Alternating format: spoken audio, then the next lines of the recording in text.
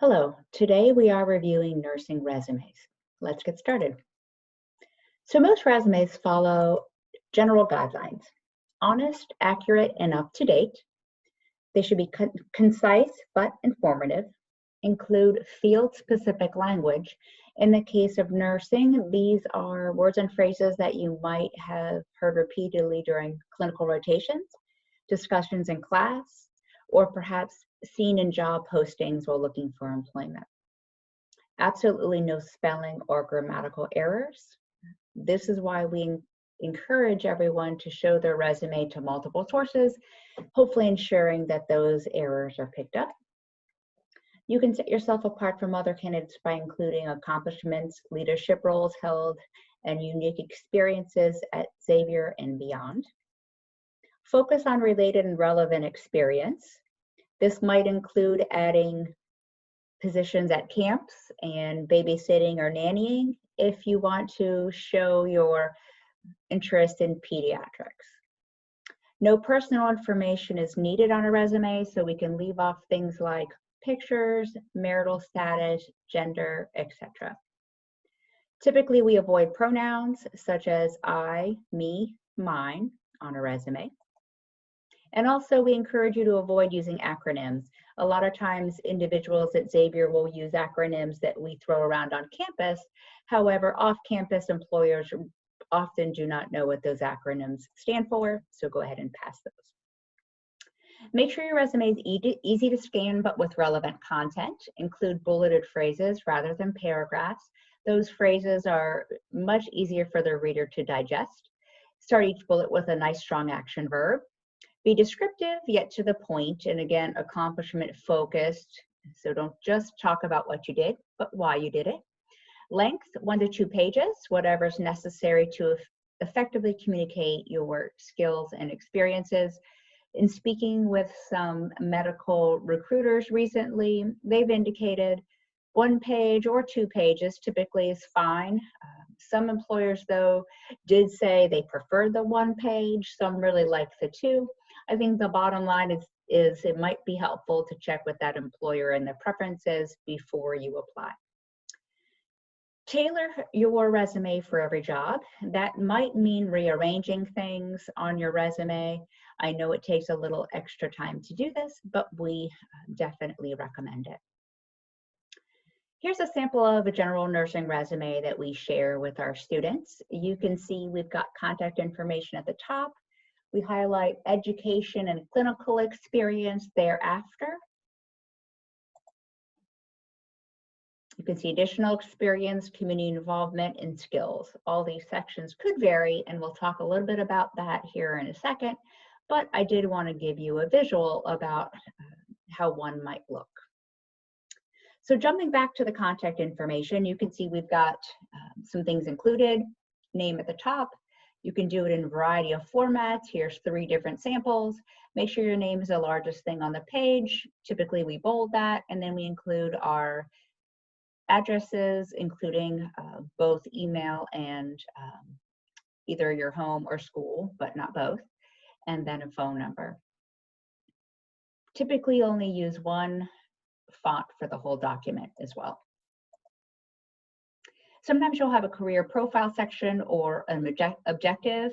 The resume we just shared does not have either of these, but I wanted to show you how they might be done if you had an interest. So the career profile section, sometimes also called the professional profile or professional summary, can be super helpful, especially when we're trying to highlight our skills for a very specific type of role. It can really encourage the reader to read on into the rest of the resume. An objective can be used, but it's less common these days, and there's an example of how you might write an objective.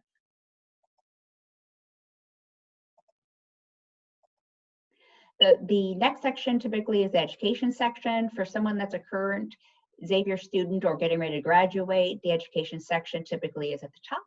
The further you go out from graduation, the education will probably move further along in the resume, but for all of you, most likely it'll be right there at the top. Here's a way you might list that on the resume. And as a Xavier student, you can see specifically how we often include that. You can include GPA and honors, as well as things like additional course titles that might be relevant, research you've been involved with, teaching assistantships, etc. Below the education section, we also like to include licensure and certificates. This is a nice, easy way for your employers to see when you'll actually be licensed, and if you have any additional certifications that would be helpful for them to know about. Also let them know if there's something that you're working on, that's okay. It can be a future date listed here. The experience sections after education will vary for everybody. The titles can vary. Typically, we'll have the title, the month and the year, organization name, city and state. So we want these 4 items for every entry. If you'd rather, you can put the organization name, city and state, and then the title. Whichever way you go, just make sure that it's consistent throughout the document. When you are writing your bullets, begin those with a nice strong action verb. Create detailed yet concise statements, not only discussing what you did, but also the experiences you gained, and highlight how they relate to what you're applying for. Typically, we also list accomplishments, leadership positions, talk about your particular unique experiences that you were involved with, and anything you're especially proud of. Remember to rank those bullets, the most important bullets at the top and the least at the bottom. So here's an example of how we might write a bullet, and you can see delivered specialized orthopedic care sounds pretty good. However, if we add some key details, it will sound much stronger.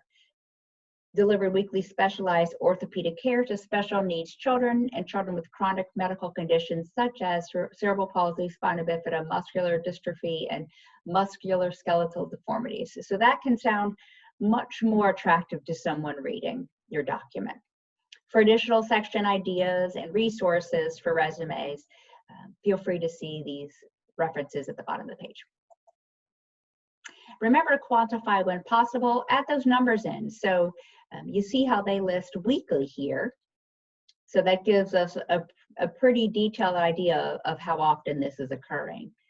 So feel free to give those numbers when possible. After your experience section, many additional sections could follow. Anything such as honors, professional development, affiliations in professional groups, service, campus involvement, publications, a variety of other things. You will be required often to include references. These are usually on a separate document, not a continuation of the resume itself. So you want to go ahead and copy and paste your contact information from the resume to a new sheet. So let's look at our sample. So the top looks the same as a resume. So it shows the reader that they match. Then there's the reference list, and then we'll have the contact information, phone number, email, and I like to include how you know that person. Usually 3 to 5 references is best. Definitely give the references plenty of time once you ask them to do that for you. Keep them updated on your job hunt so they know when to be expected to be contacted. This is just an overview of resumes. Certainly you might have specific questions or maybe unique situations that you want to discuss. We encourage you to create a virtual appointment using Handshake. And there's our contact information. We look forward to helping you.